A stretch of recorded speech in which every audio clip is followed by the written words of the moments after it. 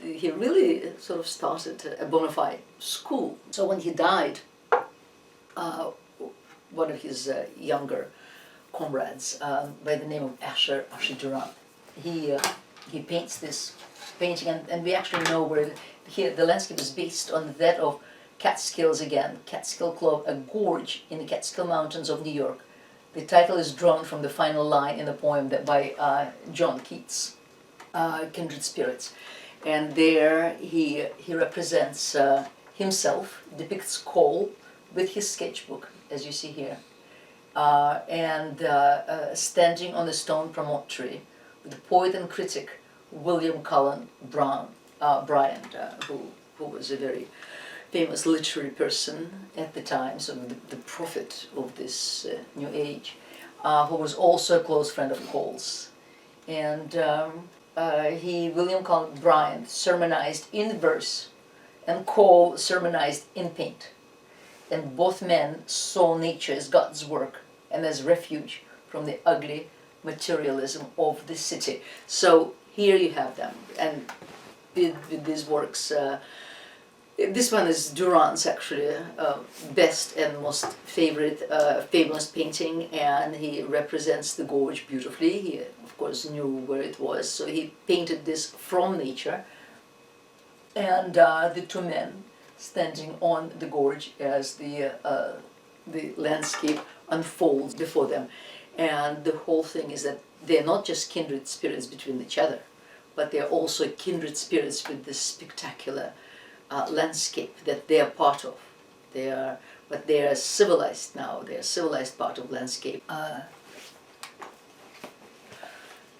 So the Durant will not really be heir to Cole's crown. There will be another man by the name of Frederick Church, and he paints this when he was 22, and he was very much taken, of course, by Cole and by the whole message of Cole.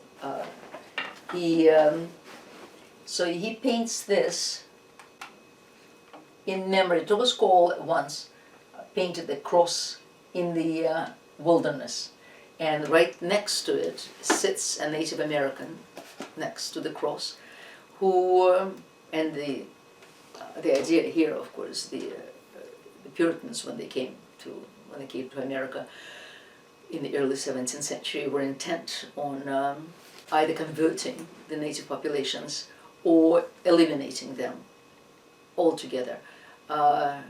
So Cole's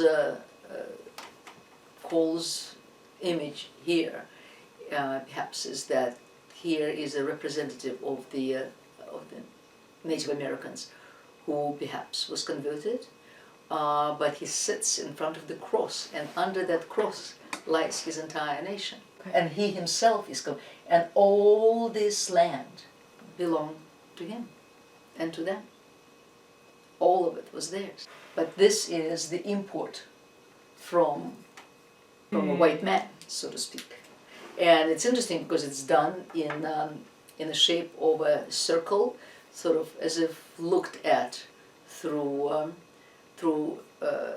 looking glass, through a magnifying, not binocular, telescope. Yeah, it's as if and so somebody sees it from far away to see the tragedy of the people. And as I said, Andrew Jackson at that time will be pushing these people terribly. So Church is painting something to remind people not only of Cole, but also to announce the fact that he is going to be the next great one. In his case, the landscape is spectacular. It is not a porthole, it's not a telescope. It takes up the entire canvas, and there is the cross that Cole painted before. Except in this case, the cross is with the garlands around, is to remind us of the death of Cole. But then on the side of the painting, there's a stump of a large tree, but this stump of the tree has sprouted new growth. So again, so there's hope that Cole is not gone, and that Church is here to remind everyone of him, and of course the formation of the clouds is spectacular. This is sort of a showpiece by a 22-year-old what he can do, and he turns the whole landscape into another revelation, the revelation in this case of his own genius.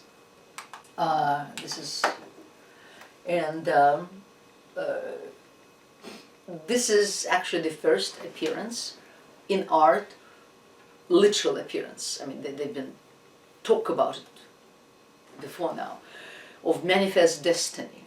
And manifest destiny is the West opening up. And the way Americans, the white men, felt about it was truly that it was manifest, that one goes out into these territories, and by virtue of occupying them, it is manifest that it is theirs. It is God's design on earth, because it is progress.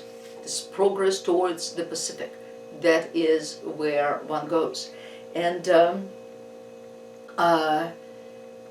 there is no question of that destiny. And here he paints just the Hooker and Company journeying through the wilderness, through Plymouth to Hartford.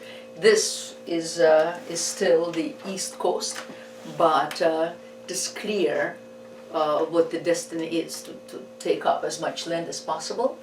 So in a Claudian landscape, so we see something that the Church also will admire, Claude Lorraine. And so in a Claudian landscape, a small party of pilgrims is journeying through the wild New England territory to found a new colony. A man with a gun, there's a man with a gun, conquest and civilization. And he points the way ahead.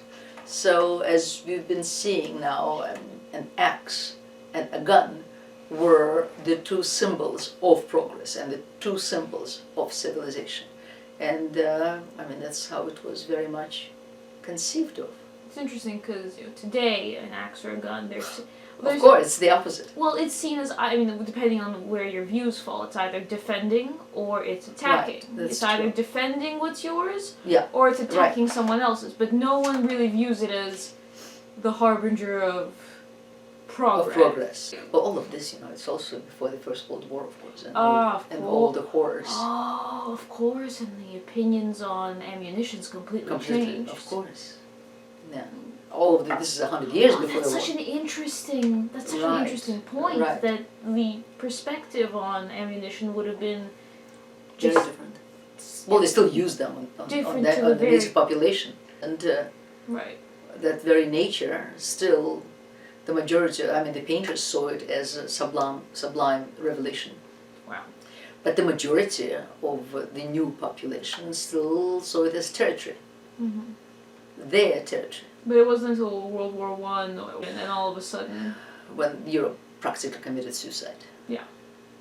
Yeah. When they realized what the new technology... It woke up. It woke up. Oof! And then he paints Niagara Falls. Now, you really must understand that Niagara Falls, obviously you do, I don't have to tell you. Right? You all know that Niagara Falls is just one of the most spectacular views in America. And that's how it was viewed then already. By the time Church painted it, all sorts of painters painted Niagara Falls by that time. And there were already hotels all around. This is the Canadian side. But there were hotels on the American side, on the Canadian side. There were, again, the rails to hold on to. There were steps to follow. There were ways to walk around. And there were so many images of Niagara Falls. So to paint a picture that would supersede all those images was a tall order, and Church, in fact, fulfilled it. He paints it from the Canadian side. He eliminates everything in front. He of course, and he eliminates the hotels, the rails, the pathways. Humanity eliminates altogether.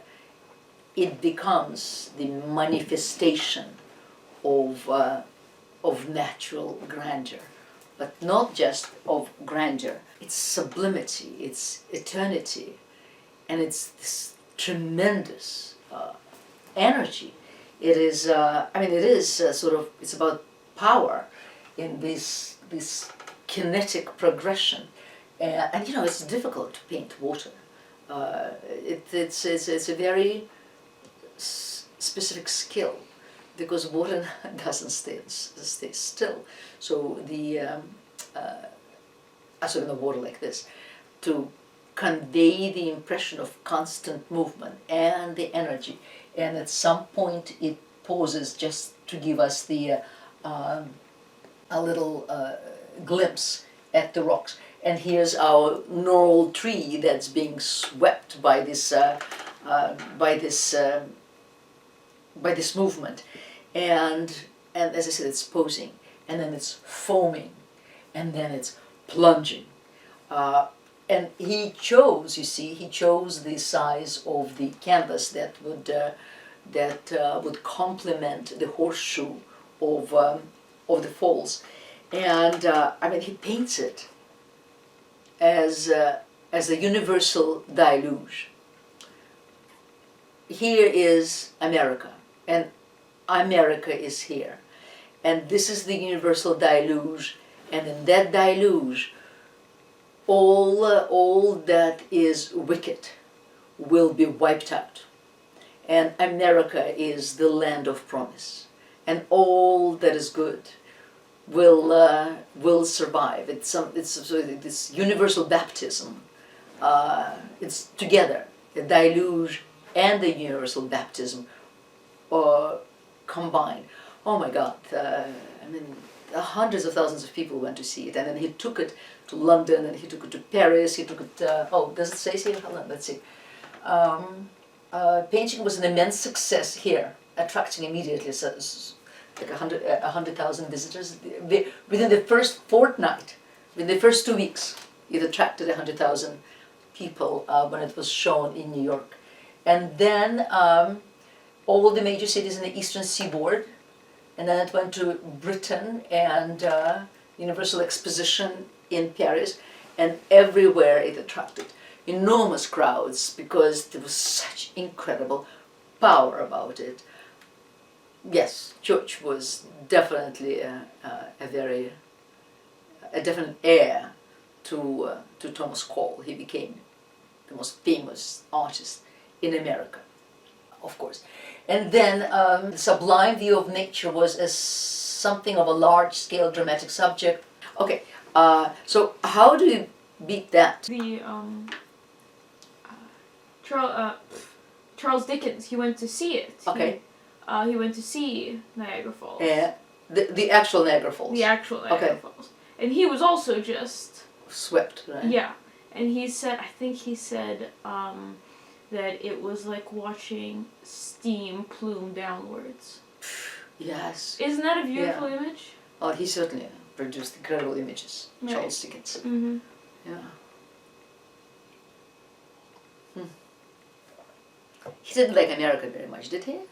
Don't know. I don't, but maybe I'm wrong. Didn't he? I think he came to do readings of the Pickwick Papers. Oh, right. Maybe that's why he came to America. Okay. I am completely shooting from the hip right now. If I am wrong, I'm wrong. Right. No, I think you're right, actually. So you do something like this. How do you beat that? How do you top that? It's hard. I mean, this is really an incredible painting. But then, you see, at the same time, there was a great deal of interest in South America. And the man at the top of his field was one Alexander von Humboldt, and who was a Prussian polymath, geographer, naturalist, etc., and very much the proponent of Romantic philosophy, but also science. And that was very strong in Europe at the time. And then between about 1800, for 5 years, he traveled extensively in South America, and this is what, about 30 years before Darwin sailed, right? And describing it painstakingly in his observations, which of course was of great interest So his description of the journey was written up and published in an enormous set of volumes over 21 years. He was publishing those. His brother was a politician. I mean, both brothers were pretty extraordinary. The first two volumes appeared in English translation in the late 40s under the title Cosmos, no less. Sketch of a physical description of a universe. He certainly was ambitious. And this is him as a very young man depicted by an American, depicted by Charles Willson Peale, of course. Who else? Hey! Of course. Old buddy, old pal? So, Frederick Church was fascinated by these stories and by these descriptions. And so he ultimately painted this amazing painting. In the second volume of Cosmos, he humbly describes the influence of landscape painting on the study of the natural world in general, and holding that art is among the highest expressions of the love of nature, and challenging artists to portray the physiognomy of landscape. And that's what Church did. He, in fact, joined a couple of expeditions to South America and went with them, but then traveled on his own as well. And what you see here in this painting is not any particular scene. It's many scenes placed together because indefatigably, as he traveled, he was constantly sketching and writing things down. He will never meet Humboldt himself, but as a result of all this research and all these sketches, he finally came to New York and rented a studio and painted this amazing scene, and it's called the Heart of the Andes. And indeed, he painted what Humboldt, in fact, was talked about, the physiognomy of nature. He paints what Cole began. He sort of combines science and religion. So the whole cosmos, I mean, he paints Humboldt's cosmos. Did they know of each other? Did they? I mean, He wanted, he certainly knew of Humboldt. I think Humboldt knew of him, but he wanted to meet him. I think he went to Germany. Humboldt died by that time. Oh. I know, so he never met his idol. Yeah. Oh, wow. So it's God's presence is there, but also the observable facts are there. So there's the whole philosophy, well, not the whole philosophy, but part of Humboldt's philosophy, that God's presence, you find God's presence in nature. And this went hand in hand with just the American attitude to nature, well, American intellectual attitude to nature, not the explorers and not the killers, as one huge church. And the artist as a clergyman, I mean, this is here you see it. There's this spectacular, absolutely phenomenal everything is there. The mountains and the trees and the waterfall is here. And then the distant mountains, it's the Andes. It's beautifully balanced. The sort of divine calm perpetuates the whole canvas. Blessing has come upon nature. And there's a cross there, and there's some people on the side, very much in the style of Thomas Cole. So he assembled this enormous canvas in New York, and there he exhibited it, and again, it was a tremendous success, and he became even a wealthier man than he was. And this is his physiognomy, as Humboldt, physiognomy of nature. You see the beautiful, I mean, something like this, the description of the leaves and the flowers. I mean, pre-Raphaelites would be proud of this, because that's what they did. Started doing it at about the same time. The details are just extraordinary. So truly the combination of great detail, scientific detail, really, he's almost a naturalist painter in this case, and divine presence. And then he paints these 3 canvases, which the one, the 2, the 3. And as you notice, he paints them just before the Civil War. I mean, the Civil War is about to start. And looks like a photograph. well, he was an extremely precise painter. No, but those He clouds. was kind of an academic painter. But almost. those clouds, they Right. just. I mean, what? But watch it. Look at those clouds. What do you see there? Blood. You see red, white. Oh, yeah, that makes it even creepier that I said blood. Yeah, you see red, white, and blue. With a lot of red. Yeah. So he paints this twilight, but yes, absolutely, he is predicting a lot of blood. That's what that Civil War will be. It will be horrendous, and with a lot of blood. And he is here, the prophet of the apocalypse, the prophet of death on a pale horse. Except in this case, the horse is not pale; it is red. And war is on the red horse, so war is on the red horse. It works. It works. Yes, war is on the red horse. Yeah. Yeah. There's also hope, I suppose, with this red, white, and blue, that the Union will be successful. But he shows that those same gnarled trees and bushes and endless perspectives of this almost ecumenical American nature that is going to be colored in blood. And so this is the preparation. This is before the war, you see. It's 1860. Now this is the interpretation, because I don't know if he said anything about it. I don't know.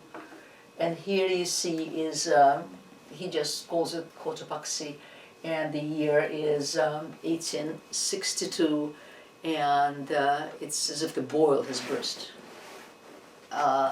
This is different blood, everything, the crags, the river is there, there's calmness, hopefully is coming, but everything is still very much submerged in redness. But look, there's a volcano.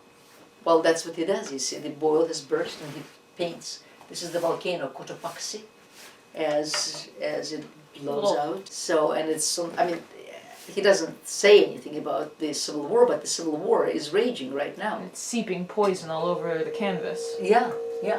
But this is, yes, and this horrible smoke from the volcano is coloring the canvas, and in fact, almost obscuring the sun. Yeah, that's the burst of the volcano.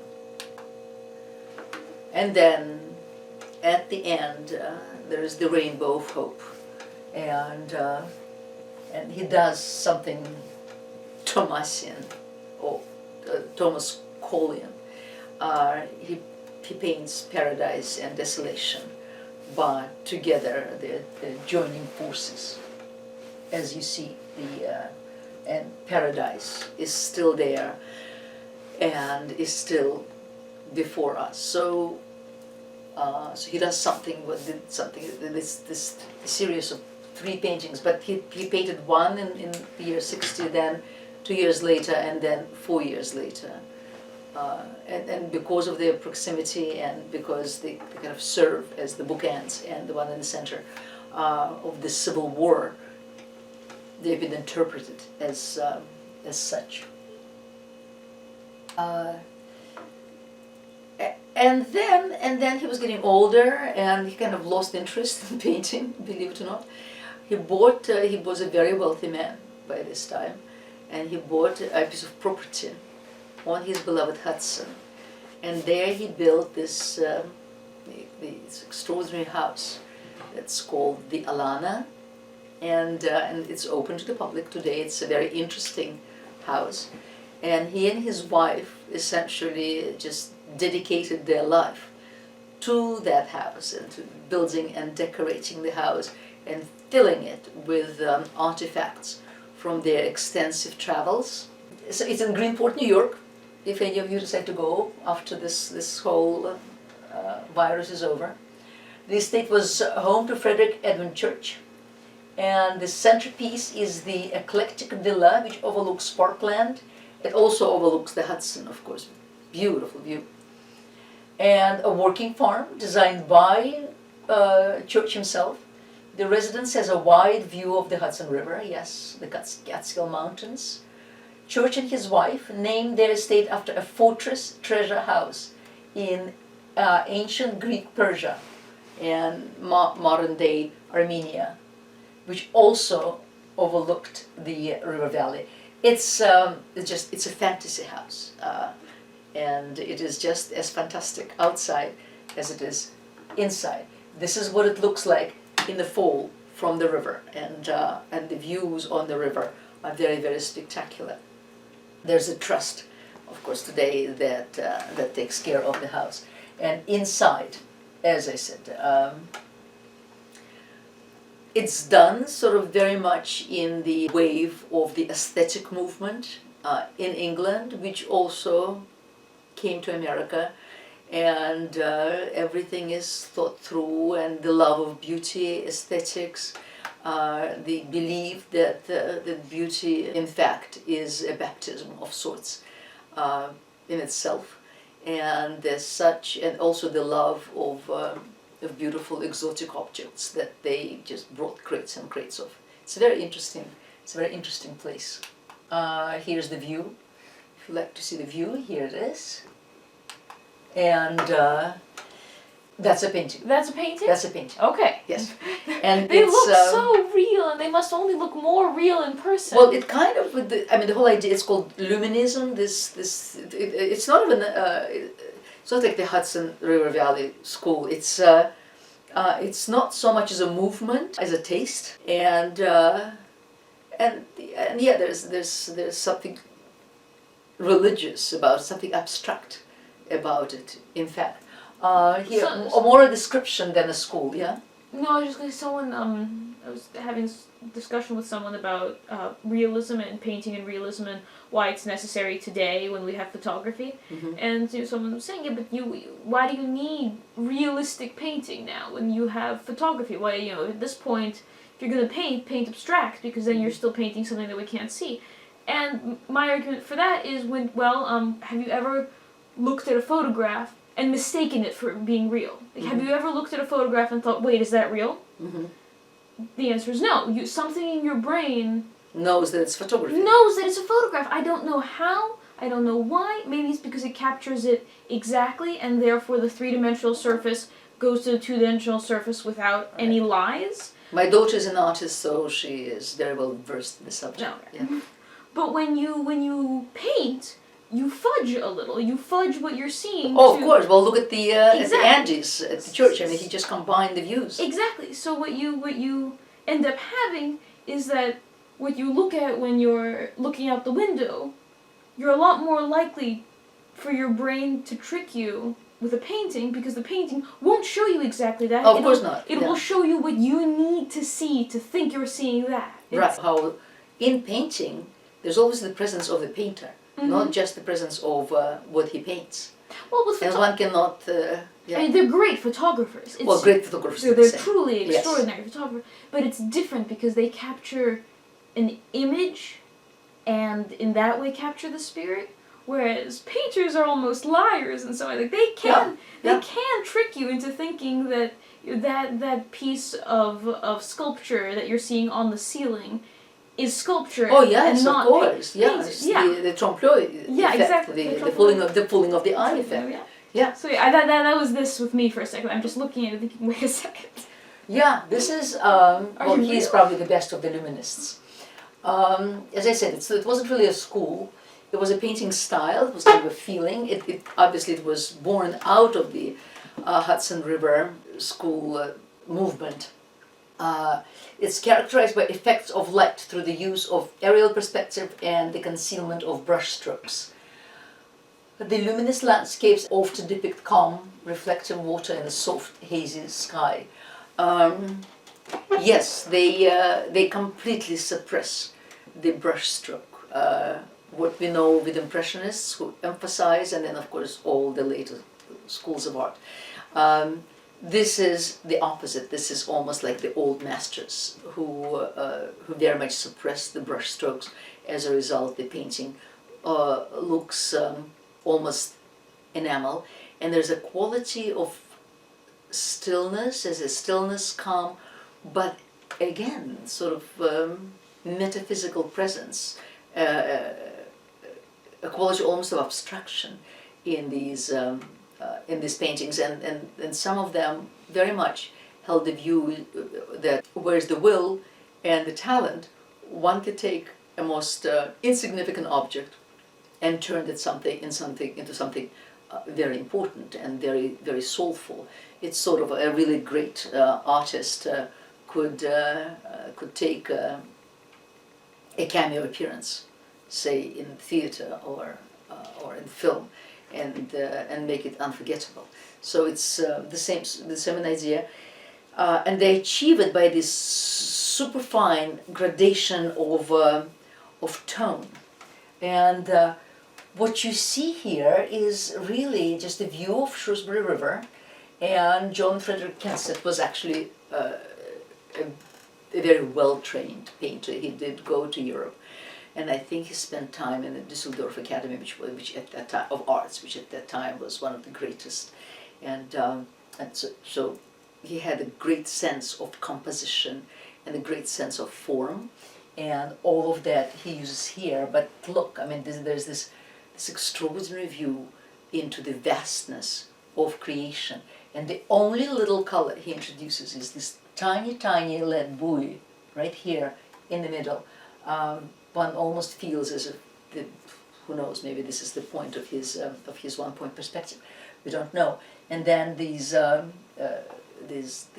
tiny little sails that are strewn across this mirror-like lake.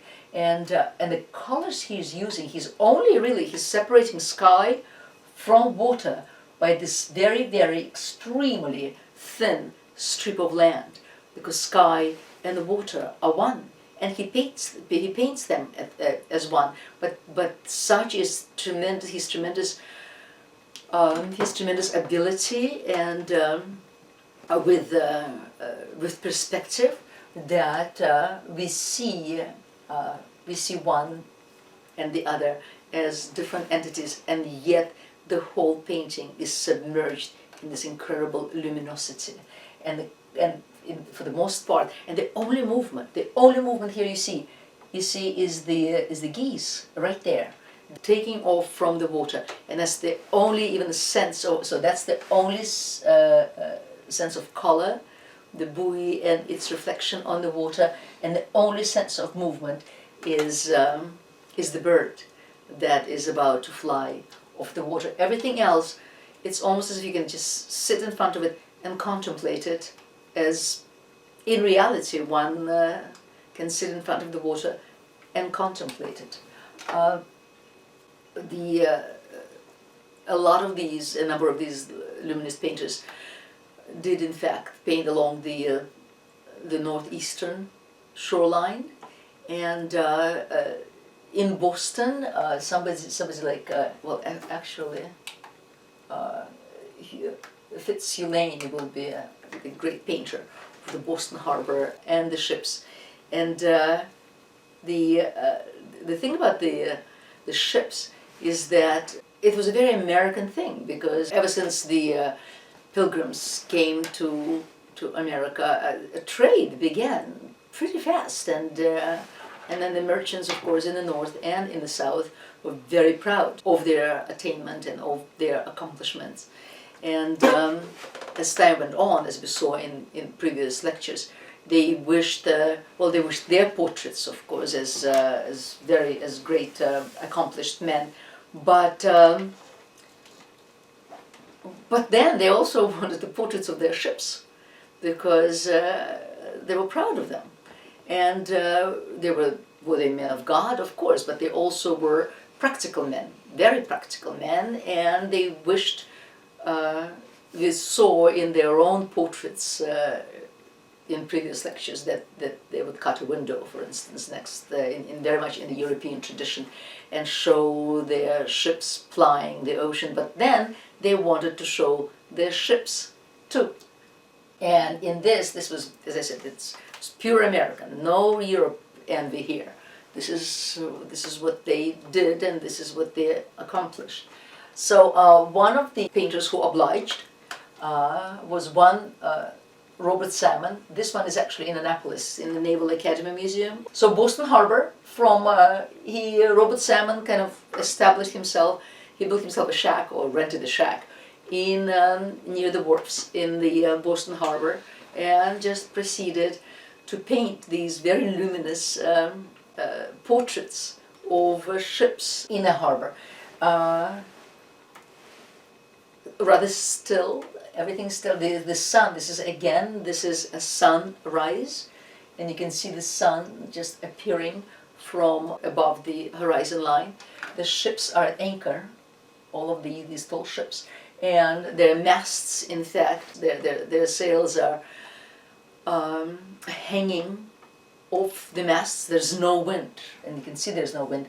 And here he placed, in the early dawn, he placed some workers who work at the wharfs right in front of the painting, and the only movement is that of the boats around. The ships themselves, there is no wind. And you can see even the flag, here's the American flag, is sort of, here's another one. In fact, he placed two of them. They're all sagging because there's no wind. And by the rising sun provides the light from within the campus, as opposed to, we are on the west side and we're looking towards the east. So we're in the darker side, and light comes from behind the campus.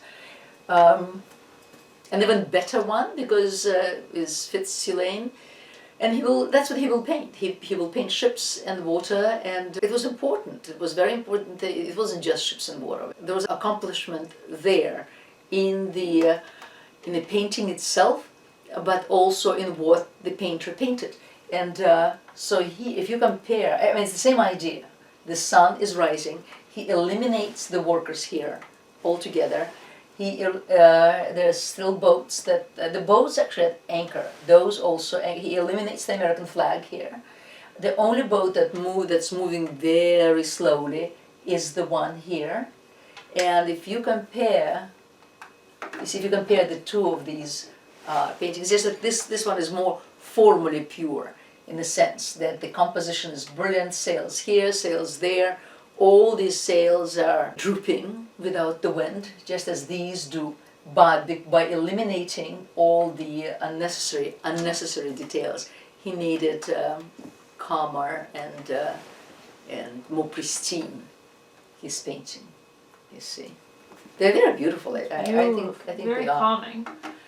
Okay, and now we're going into Americans painting themselves and various persons, not just the landscapes. We've come full circle to the Luminists. We've come full circle. Actually, yes, Caleb was sort of self-taught, and you can see even by this almost plastic application of paint.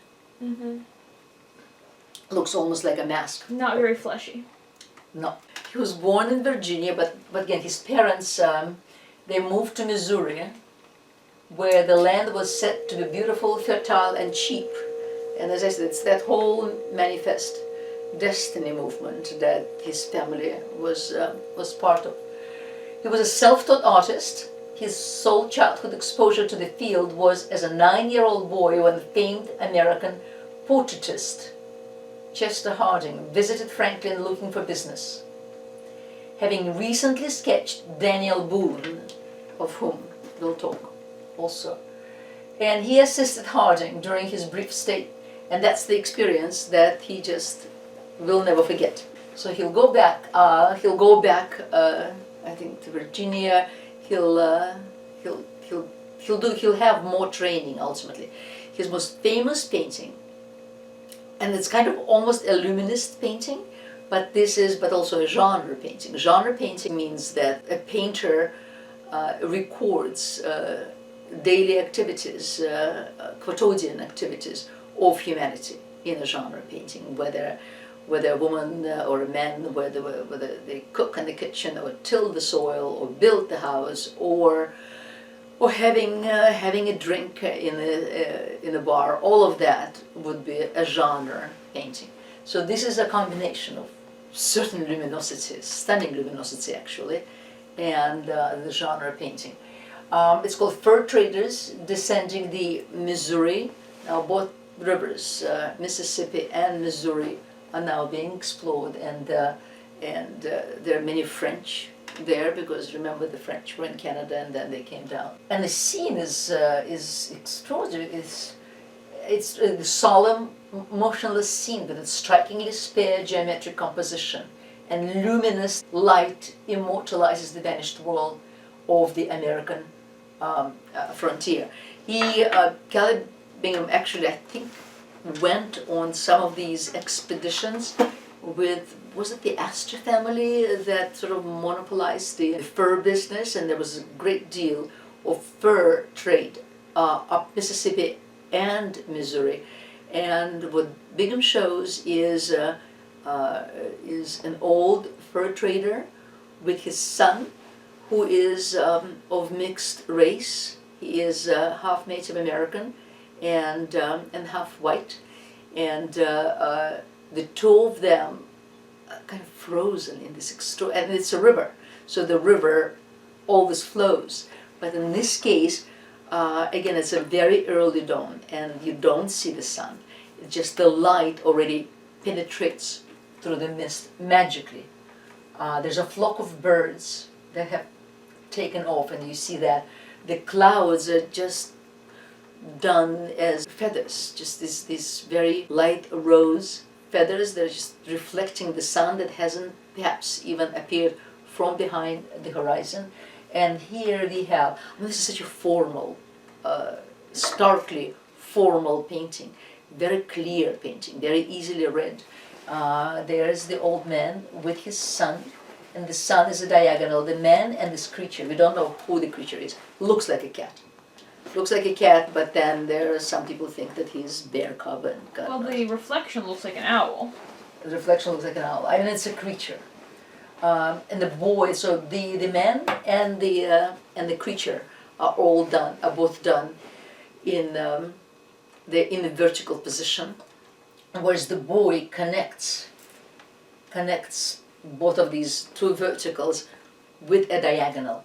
He is leaning on a bundle of furs, and then he has there's a woven purse and something, and a sash, and a bird because the boy has a gun with him, so the bird must have been freshly killed, because there is still the wound in the bird that is shown. And he portrays the life of these people on the river. This is what they do. They're traders. Sometimes they're hunters, and then they deliver their product to the companies that are established along the rivers and sell it.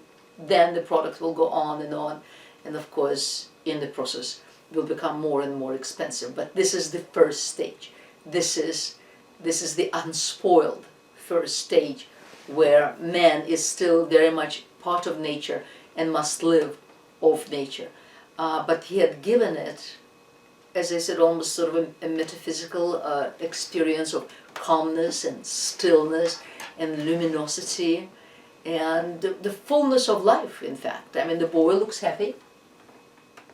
The man just stares them in the face, almost as if sort of unhappy with our interference, because it's painted in a way that it's almost as if Caleb is there, and both the man and the boy are looking at him. The boy kindly with a smile, and the man thinking that he's an intruder in their peaceful, beautiful world.